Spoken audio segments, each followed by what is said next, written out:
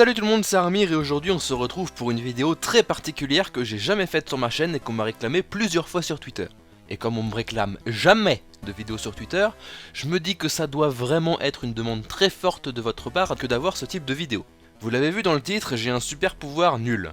Impressionnant mais nul, vraiment. Vous le savez, je fais des études de géographie et je suis très passionné de cartes, j'adore les regarder, j'adore en produire. Cela explique peut-être pourquoi, quand je me fais chier, je ne regarde absolument pas de séries ni de films, je vais sur Google Maps pour passer des heures sur Street View, ou je vais sur ESM pour avancer la carte commune. Aller sur ESM c'est bien. Bref, là n'est pas mon propos. J'avais fait récemment un fil de tweet où je disais que c'était presque obsessionnel pour moi quand je vois une vidéo tournée en extérieur, si possible en France, je dois trouver où cette vidéo a été tournée. Parfois c'est simple parce qu'ils le disent, parfois non, et il faut trouver des petits indices de la vidéo pour déceler là où a été tournée la vidéo. Bref, avec ça je sais où a été tourné le clip de Basique, simple, mais aussi dans le même registre le clip d'Inachevé qui, je le rappelle, est tourné sur une route au milieu des champs alors que je n'ai jamais été sur cette route de ma vie, et oui, j'ai fait une carte des routes que j'ai prises dans ma vie, arrêtez de me juger.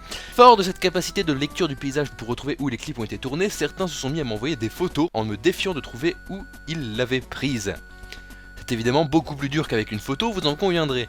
Mais que ce soit pour cette photo-là ou encore celle-là, j'ai réussi à les trouver, parfois non sans mal. Mais j'ai réussi quand même. Et aujourd'hui, je vous explique comment je fais.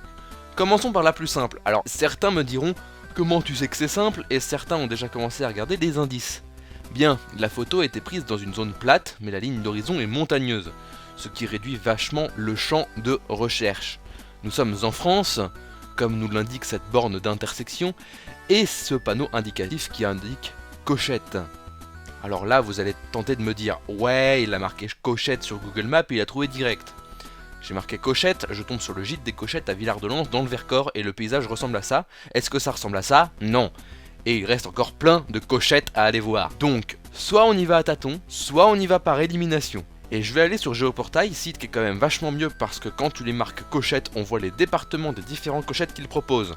Nous avons en Savoie, dans le 73, où il y a effectivement des montagnes, mais pas vraiment de grosses étendues plates qui permettent d'avoir ce genre de perspective, surtout dans les zones qu'ils nous proposent. Nous avons ensuite le 10, l'Aube. Y a-t-il des étendues plates ici? Oui. Y a-t-il des montagnes de cette hauteur? Non. L'Aube c'est plat, c'est plein de champs, c'est morne. Désolé à ceux qui vivent à 3. Nous avons ensuite le 26, la Drôme. Ça me parle la Drôme parce que c'est dans le couloir du Rhône et on peut apercevoir des montagnes au loin dans certaines positions. Donc on se rend dans le hameau et on regarde la perspective que l'on a et ça ressemble quand même vachement. Mais on n'y est pas encore. Il faudrait trouver un endroit dans le coin où il y a une intersection, dont une route qui mène vers les Cochettes. Sur la photo, on voit même que le régime de priorité impose aux gens de cette route de céder le passage. Donc on peut déduire que cette route-là est sans doute plus importante que celle-là. De plus, le soleil vient probablement de là. On est probablement le soir, donc l'ouest est probablement derrière nous. Cette photo regarde donc vers l'est, voire même le sud-est. Donc j'incline la carte en mettant le sud-est vers le haut. Je vois que sur la photo, la route tourne un peu à droite, donc je cherche sur la carte une intersection dont la route qui va vers le haut de la carte tourne un peu vers la droite et va vers les Cochettes à partir de l'intersection, et où la route qui coupe l'intersection à l'horizontale est plus importante que celle qui part vers le haut. Et honnêtement, il n'y en a pas des tonnes. Regardons donc là, nous trouvons une balise d'intersection, le panneau des Cochettes, une ligne d'horizon qui ressemble vachement à celle de la photo, et on y voit même une ligne électrique qui passe comme sur la photo. C'est donc à 99,999% ici, et ça m'a donc été confirmé par celle qui a pris la photo. Voilà, c'était la photo facile, mais qu'en est-il des photos où il n'y a aucune indication de lieu comme celle-là? Alors, sur cette photo, on voit aussi des montagnes, ça réduit déjà vachement le champ de recherche. C'est pas plat, ça descend vers ce côté-là. D'ailleurs, d'après la photo, on dirait qu'il est le soir, que le soleil est plus près de se coucher que de se lever, donc le soleil est plutôt vers le sud-ouest. Par là, c'est le sud-ouest, donc la photo regarde très probablement vers le sud. Quand on voit la ligne d'horizon, on se rend compte que les montagnes sont plutôt escarpées, les angles ne sont pas doux, et ça, c'est plutôt ce qui caractérise les chaînes de montagnes jeunes comme les Alpes et les Pyrénées.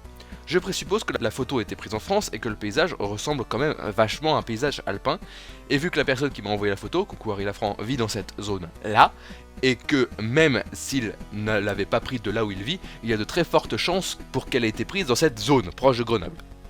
Maintenant, je vais vous demander de vous rappeler de ce qu'on a dit au tout début. de quel côté le terrain est incliné. La terre représentée à droite de la photo est plus haute que celle à gauche, donc le terrain descend vers l'est, vu qu'on regarde vers le sud. Et comme le terrain descend, il y a de très fortes chances que la rivière la plus proche coule du nord vers le sud. C'est probablement le critère le moins sûr que je prends en compte, donc je me réserve le droit de l'oublier dans le futur. Bref, un détail attire mon attention dans cette photo que vous n'avez probablement pas vu de prime abord et qui va probablement nous permettre de trouver cette photo à coup sûr. La ligne à haute tension. Des lignes comme ça ne court pas les rues. Il y en a un peu et elles sont visibles de loin. Sauf que ces lignes-là sont répertoriées sur Géoportail. J'ai juste à me mettre sur la zone que je pressens et mettre les lignes par-dessus. Maintenant, je vais déduire la direction de cette ligne à haute tension. Elle suit la direction nord-est-sud-ouest, on le voit à l'inclinaison du pylône par rapport à l'inclinaison de la photo. Je vais donc regarder sur cette carte les lignes qui suivent plus ou moins ces directions, c'est-à-dire dans cette zone-là, et je vais chercher tout d'abord dans ma zone où c'est le plus probable, c'est-à-dire cette zone-là. Il me reste donc à tâter, suivre l'image satellite jusqu'à ce que je trouve un pylône qui est pile entre une lisière de zone boisée et d'un champ d'un côté, et au final on trouve en moins de 5 minutes ce pylône. Il suffit ensuite de nous balader sur les rues adjacentes et de trouver ce point de vue où l'on voit le pylône, la même ligne d'horizon et une zone ronde dans le jardin d'une maison. Voilà, la photo a été prise de là. Nous allons ensuite terminer par la photo la plus dure de cette série. On m'a soumis cette photo. Alors comment est-ce possible avec cette photo de se retrouver ? Premièrement, nous sommes dans une zone où l'on construit avec des briques rouges, caractéristiques du nord de la France et du nord en général. On a l'air d'être en pleine journée, le soleil est donc plutôt vers le sud, et donc pour permettre d'illuminer ces zones, le soleil se situe plus derrière moi, donc la photo regarde très probablement vers le nord. La route est pavée, elle se termine par une intersection très probablement en T, c'est-à-dire que la route ne se prolonge pas. Problème, je ne connais pas la ville, et des tours comme ça, il y en a des milliards en France et en Belgique, comment donc trouver cette zone ? Pour ce faire, il faut un peu tricher et ne pas céder que de la photo, mais de la personne qui l'a postée, et partir du principe que c'est cette personne qui l'a prise, surtout quand la recherche Google ne donne rien. La personne qui m'a donné cette photo s'appelle Dimdom.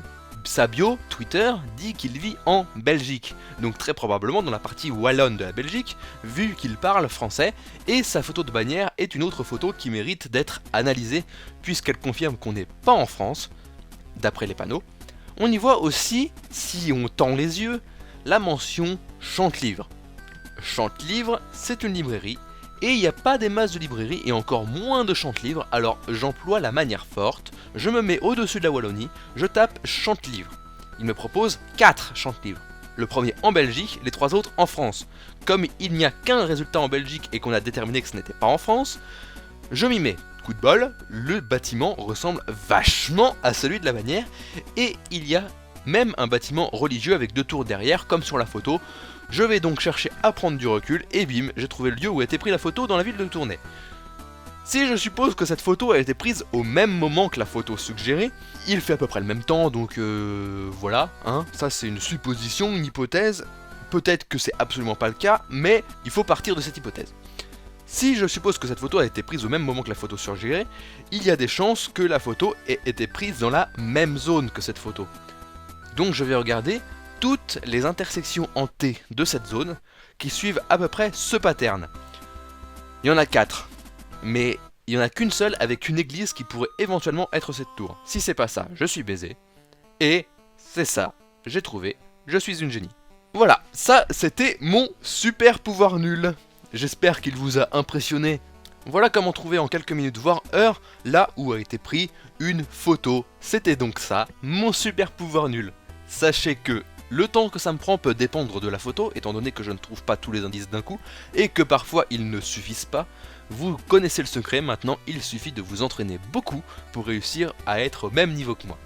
N'hésitez pas à me soumettre des photos en extérieur, en région francophone, de la voie publique, parce que si tu me prends ton jardin, je ne pourrais pas trouver, et avec suffisamment d'indices, sinon je ne pourrais pas trouver non plus. Imagine, tu prends une photo d'une brique sur un mur, tu es évidemment dans la voie publique, tu es évidemment dehors, mais évidemment il n'y aura absolument pas assez d'indices pour que je trouve. Mets un pouce bleu si la vidéo t'a plu, mets un commentaire si tu souhaites que j'en refasse un jour, partage cette vidéo, et n'oublie pas de t'abonner. Votre princesse vous dit au revoir, et que le pouvoir de la jupe soit avec vous. J'avais le seum parce qu'il me manquait 9 secondes pour faire une vidéo de 10 minutes pour que je puisse mettre une pub à la fin, et vous m'avez demandé très fortement sur Twitter de faire de la merde pendant 10 secondes, et comme on me réclame jamais de vidéos sur Twitter, je me suis dit que ça devait vraiment être une demande très forte de votre part que d'avoir ce type d'outro. Comment ça, j'ai déjà dit cette phrase dans la vidéo ?